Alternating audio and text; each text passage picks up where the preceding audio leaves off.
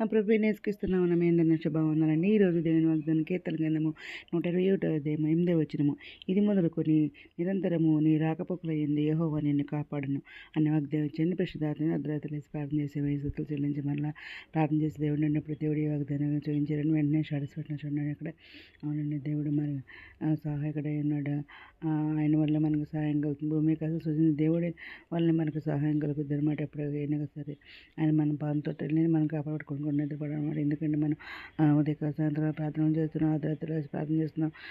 Bible అయితే నేను మరి పూర్తిగా రాసిస్తానండి. కొత్త నిబంధన పాత నిబంధన దేవుని కృప వలన 3 సంవత్సరాలు పట్టిందనమాట. ఇంకా మరి గత 10 సంవత్సరాలు బట్టి కూడా రాత్రిపూట భోజనం చేయకుండా ఉపవాసం ప్రార్థన చేస్తానండి.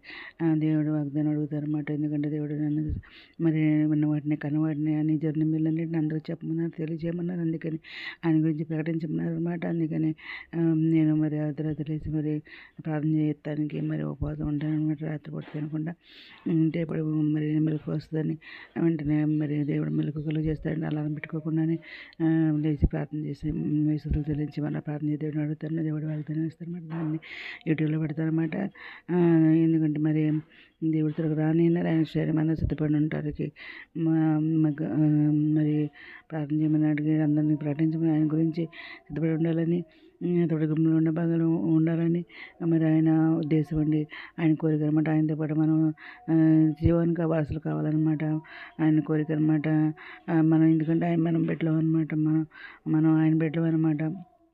అందుకని ఇశ్రాయేలు కాపాడుకుంటున్నది కూడా అనమాట. యెహోవా మనల్ని కాపాడే దేవుడు. మన కోడి పక్కన యెహోవా మనకు నీడగా ఉండే దేవుడు అనమాట. పగలండి దెబ్బ మనకు తగలనే రాత్రి దెబ్బ మనకు తగలనే అనమాట. ఏ భయం రాకుండా యెహోవా మనల్ని కాపాడుతున్నారు. ఆయన మన ప్రాణం కాపాడుతాను అంటున్నారు.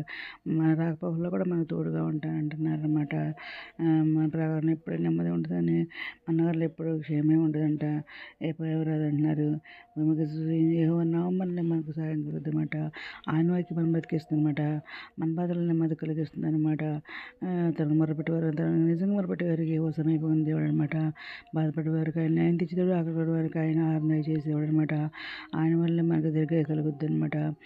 మరి ఎవరి మనసు అయితే ఆయన మీద ఆనుకుంటే వారిని పూర్ణ సొంత గలవలుగా చేసేవాడు మన దేవుడు అనమాట. సమస్యలు బలవచ్చే దేవుడు ఆయన, శక్తిహీనులు బలాభివృద్ధి చేసే దేవుడు ఆయనే అనమాట. భయపడద్దండి దేవుడు అయినా దిగులు పడుకు నేను భయపడతాను అన్నాడు. నీ సహాయం చేయవాడిని అని అంటున్నారు అనమాట. ముందు జరుగుతుంది నేను ఎత్తుకుంటాను, తన ఎందుకునే వరకు ఎత్తుకునేవాడు నేను నేనే చేసి నన్ను సంగపెట్టేవాడు నేనే ఎత్తుకుని రక్షించేవాడు నేనే అంటున్నారు అనమాట. స్త్రీతో పుట్టిన బిడ్డను కన్నేమకుండా తాను చనిపోయిన వర్షన వారాన్ని మత్సర్యంగా నేను మరణం అన్నారనమాట. అతను ముందు దెబ్బగా మనకు స్వస్థగా చేస్తాను అంటున్నారు.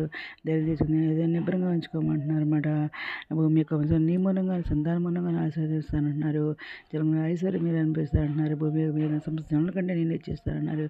నీ ప్రార్థనని యెహోవా సౌలపరుస్తానని ఏదైనా మాట్లాడానండి. ఏదైనా వాగ్దానం మరి మనందరి జీవితంలో కోరుకుంటూ ఈరోజు మనం ప్రార్థన చేసుకుందాం. మౌనంగా సరస్వతి మందిర ఘనమైన నామానికి ఎలా స్తుతిస్తున్నాదండి.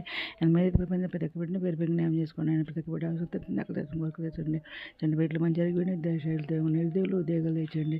ఆర్థిక పరిస్థితుల వరకు ఆర్థిక సాయం తెచ్చండి. అనారోగ్యం సంస్పర్శండి. వైద్య దుఃఖాలు ఓదర్చండి. పోయిన వారిని లేవతండి.